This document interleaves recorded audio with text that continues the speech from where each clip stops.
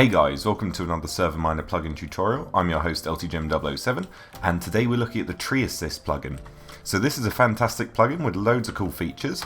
The main one being it allows you to chop down a tree really easily, and it has an awesome animation when you do it. So in real life, if you start hacking at the bottom of a tree, it will fall down, and in this plugin it sort of recreates that. If you chop down the bottom log, it will fall down completely, everything will disappear, and you can pick up all the items, and the sapling actually gets replaced. So that way all of the forest that you chop down will regrow. So that is the main feature of the plugin, but there are quite a few commands if you do /tree assist. There are loads of useful commands that you can use to enhance your trees. So the first one is you can not only use axes to do this, but you can add other tools. So if we select the diamond shovel and do /tree assist and then add tool, we can now use the diamond shovel to chop down trees, and it will have the same effect as the axe, which is useful.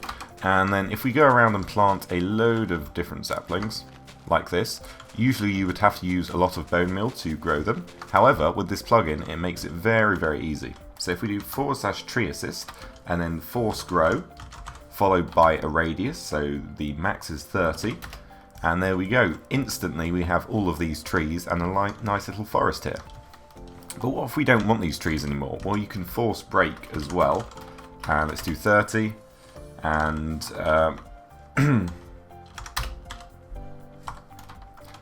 and there we go. You can see all of these trees disappeared in a matter of seconds, and they have replanted the saplings as well. But if you didn't want that, you could just use world edit to remove all these saplings.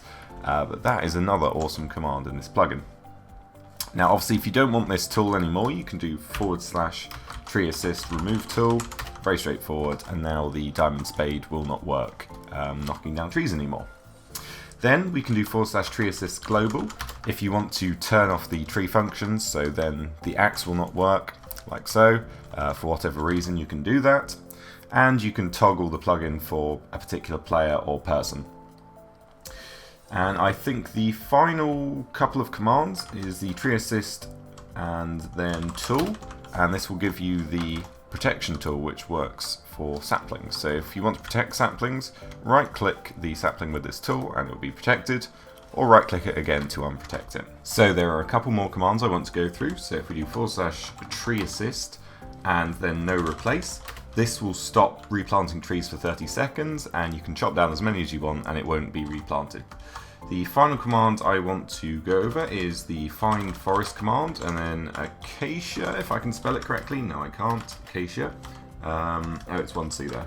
So what this does is, this is a very useful command. It finds a particular type of forest and gives you the coordinates. So we can do /TP, what is it, -272, 97, and then -92. And here we are. This is an acacia forest, and as you can see, yeah, it works really well. So that is everything in game. We are going to go into the config file now and see what we can do in there. So here we are in the SMPicnic control panel in the config.yml.